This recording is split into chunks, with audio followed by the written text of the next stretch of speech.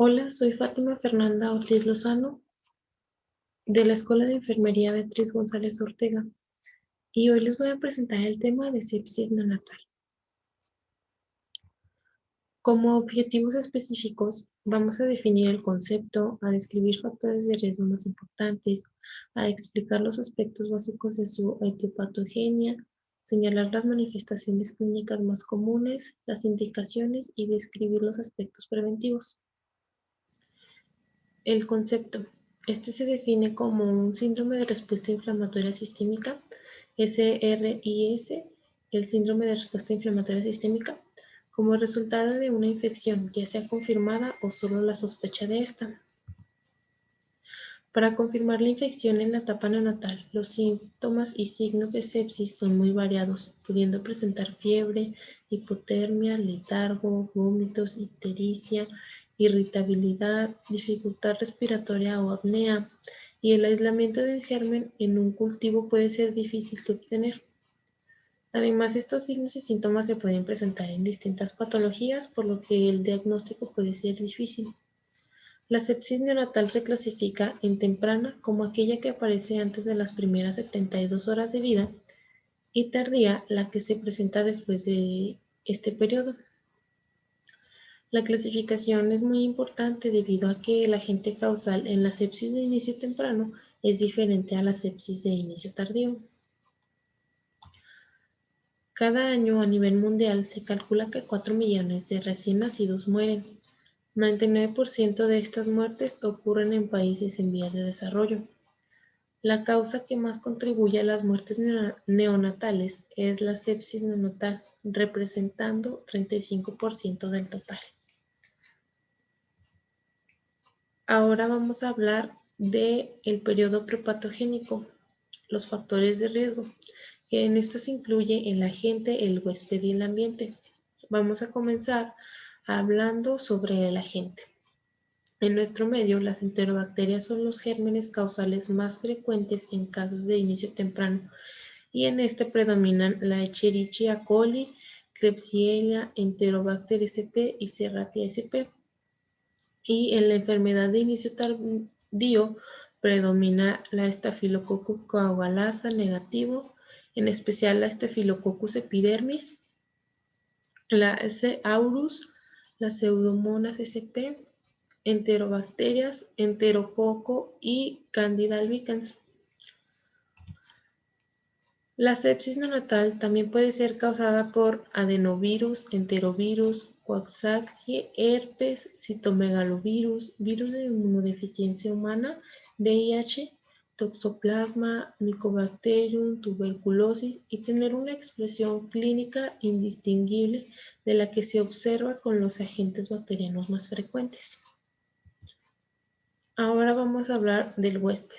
El sistema inmune del recién nacido es capaz de producir una respuesta inmunológica inmediata sin la necesidad de ser expuesto previamente a algún antígeno.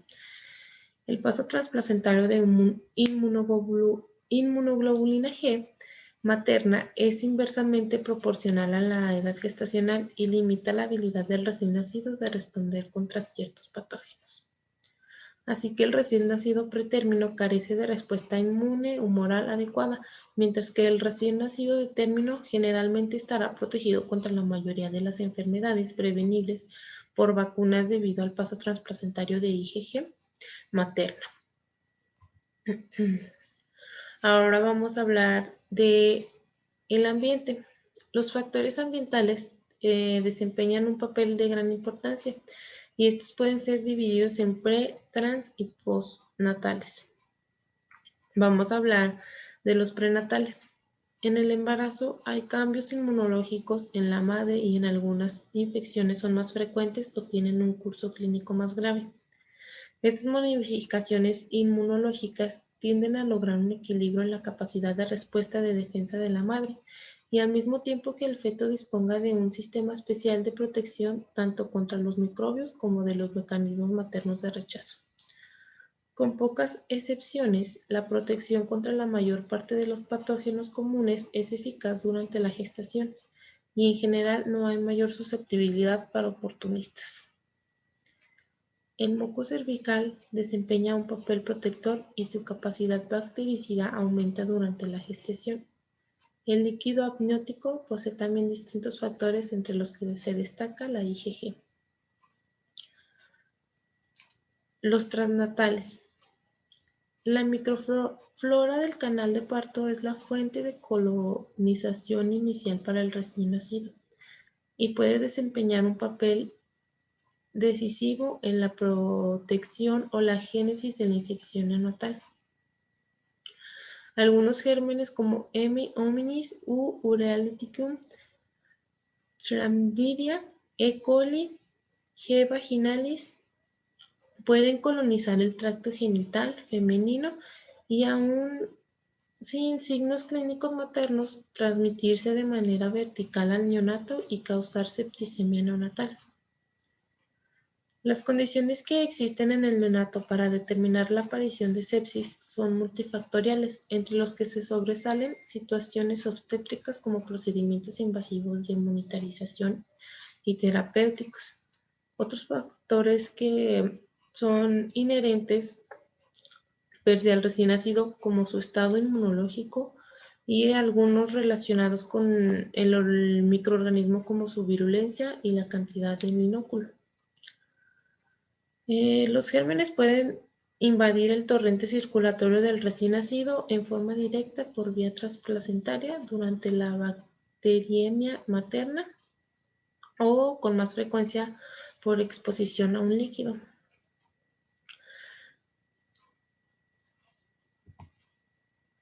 En los postnatales. La ecología microbiana hospitalaria incluye a los gérmenes presentes en el ambiente inanimado y de manera principal a los pacientes y al personal que los atiende. Esta flora es distinta de hospital a hospital e incluso de sala a sala. Se modifica a través del tiempo, influida por diversos factores, entre los que se destacan los patrones de un uso antimicrobianos y la calidad y el apego por parte del personal hospitalario a las medidas tendientes a disminuir la diseminación de los gérmenes nosocomiales, los cuales son los agentes causales de la sepsis neonatal tardía. Los patógenos predominantes, su virulencia y resistencia a antibióticos son factores importantes en el riesgo de enfermedad y muerte para el recién nacido, en especial para aquellos con enfermedad subyacente que requiere una estancia hospitalaria prolongada o el uso de procedimientos invasivos como cateterismos vasculares, venopunciones múltiples, ventilación mecánica, nutrición parenteral y etc. Ahora vamos a hablar de la prevención primaria o pues la promoción de la salud. Esta es básica en la educación materna en lo que refiere al cuidado progestacional y la importancia del control médico prenatal. Este proceso educativo debe iniciarse en la etapa escolar e intensificarse durante la edad reproductiva. La responsabilidad cae sobre la familia, los maestros de la escuela y del personal de salud, en particular los que están en contacto primario. La protección específica. En esto tenemos los aspectos fundamentales que viene siendo el inciso A, que es la indicación temprana y tratamiento oportuno de problemas médicos en el embarazo. El personal de salud que atiende a la mujer embarazada debe estar atento para identificar y diagnosticar de manera oportuna y adecuada este tipo de procesos. En el inciso B tenemos la profilaxis antitetánica de la mujer gestante. En esta no hay duda de su efecto protector tanto para la madre como para el niño. En el inciso C tenemos la atención óptima del parto por personal calificado y con los recursos necesarios de acuerdo con los factores de riesgo identificados para cada caso en particular.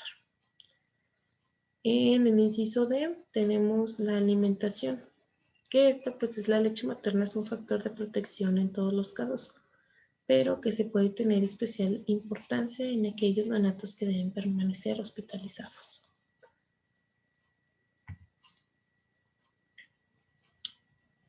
Tenemos que establecer y cumplir prácticas funcionales y eficaces para el control de las infecciones nosocomiales. En este último aspecto incluye la vigilancia epidemiológica eficiente, atacar las políticas de aislamiento, normas y recomendaciones bien definidas para el uso de antimicrobianos, así como el uso de medidas preventivas básicas, entre los que se destacan el lavado de manos, que es la medida aislada más importante, la técnica de asepsia y antisepsia para los diferentes procedimientos médicos y quirúrgicos, el cuidado y el manejo de las líneas vasculares, la preparación y aplicación de los medicamentos, soluciones endovenosas y nutrición parenteral, la preparación, uso y conservación de los equipos de terapia respiratoria. El periodo patogénico. Los agentes causales alcanzan la circulación después de colonizar e invadir las membranas mucosas a través de la piel lesionada o infectada, por vía transplacentaria, a través de catéteres vasculares colonizados o líquidos endovenosos contaminados. Algunos compuestos biológicamente activos, en especial la endotoxina de los bacilos gram negativo, tienen un papel central en la fisiopatogenia de la infección sistémica.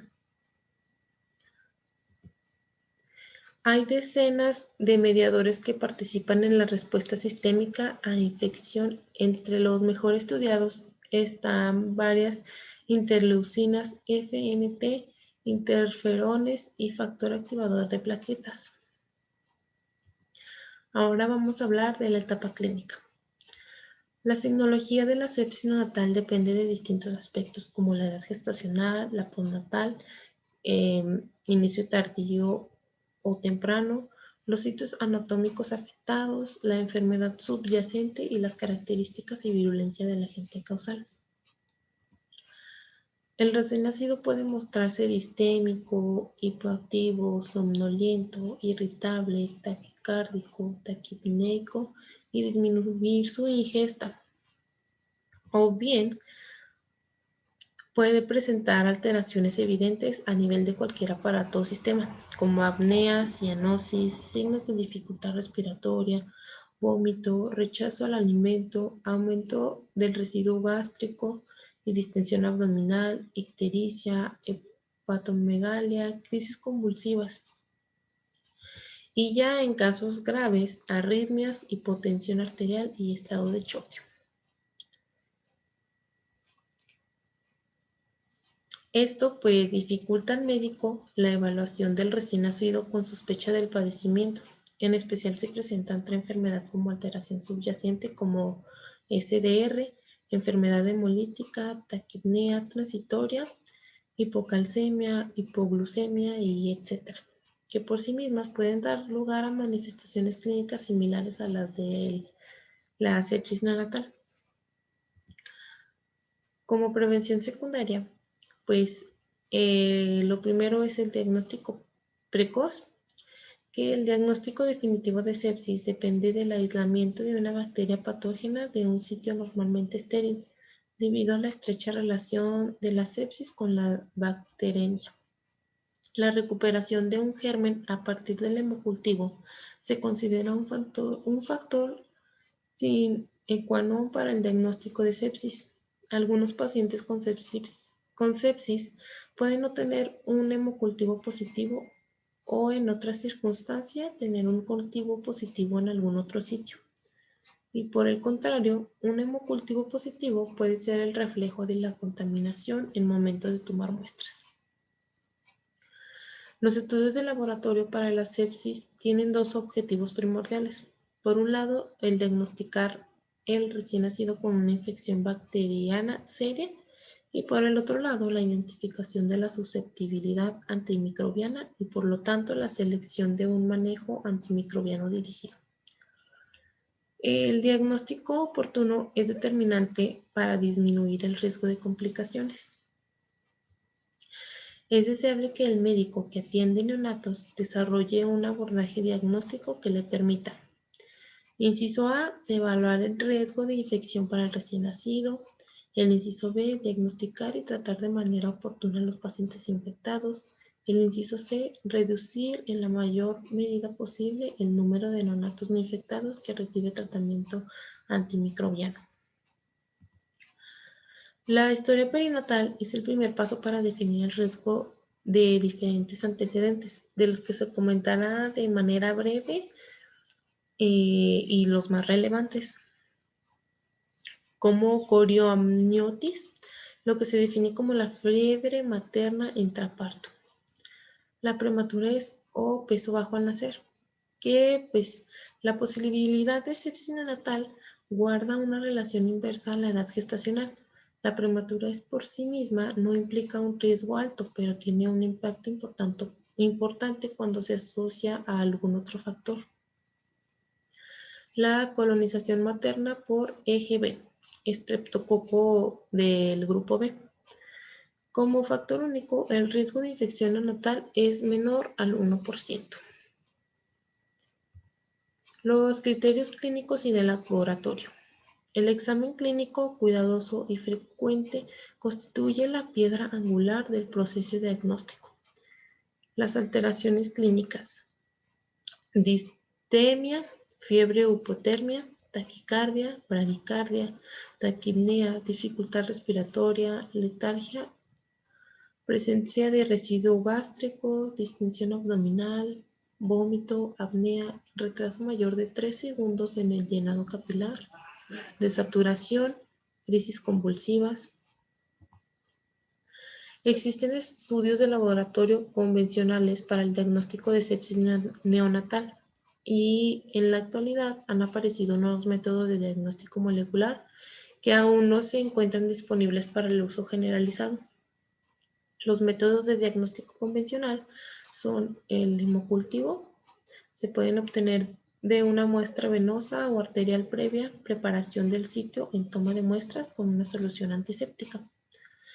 El cultivo de líquido cefalorraquídeo, cultivo de aspirado traqueal, cultivo de orina, que estos rara vez ofrecen información diagnóstica útil en el estudio del paciente con sospecha de sepsis temprana, y la obtención de una muestra útil requiere una aspiración suprapúbica, por lo que para el estudio de un paciente con sospecha de sepsis temprana no se recomienda.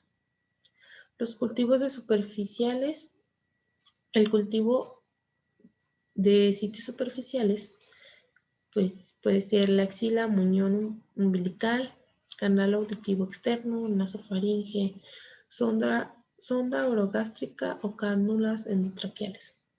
Y estas tienen poca correlación con patógenos aislados de sitios no permisivos normalmente estériles, por los que se tiene un bajo valor predictivo positivo, por lo que se pueden dar lugar a decisiones equivocadas, por lo que no se recomienda.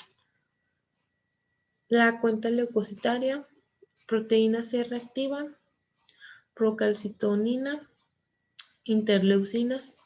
Se consideró que la medición de interleucinas sería una alternativa a la PCR y la PCT,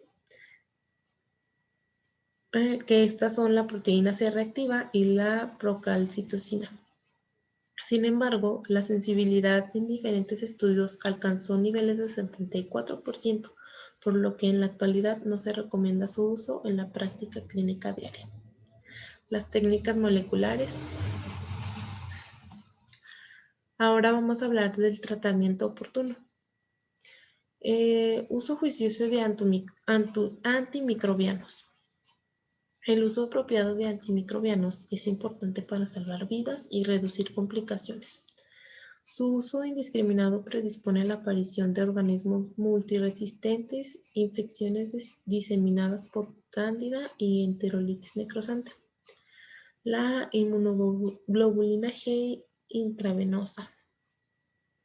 Debido a la disminución del paso transplacentario de inmunoglobulinas durante etapas tempranas del embarazo, se consideró una estrategia potencial el manejo de la inmunoglobulina G intravenosa para prevenir la sepsis temprana. La lectoferina. Esta es una glucoproteína presente en la leche humana que contiene propiedades inmunomoduladoras. que incrementa la producción de citocinas en el intestino. Un estudio en 472 recién nacidos demostró una disminución en la incidencia de sepsis tardía y por hongos, aunque se necesitan más estudios para confirmar estos resultados. Limitación del daño. Depende de la oportunidad y calidad del diagnóstico y tratamiento, así como el seguimiento clínico cuidadoso durante la evolución de la enfermedad para la identificación temprana y tratamiento adecuado de complicaciones. Ahora vamos a hablar de los niveles de atención. El primario. En esta, pues, la educación para la salud materno-infantil, también control adecuado del embarazo, tratamiento de infecciones genitourinarias, detección oportuna de complicaciones. El nivel de atención secundario sería atención del embarazo complicado y del nacimiento, la identificación de factores de riesgo, diagnóstico oportuno y tratamiento adecuado del neonato con sepsis neonatal. Y el nivel terciario, que sería la atención de la mujer gestante de alto riesgo y diagnóstico temprano y tratamiento oportuno del recién nacido. Y con esto terminamos. Muchas gracias.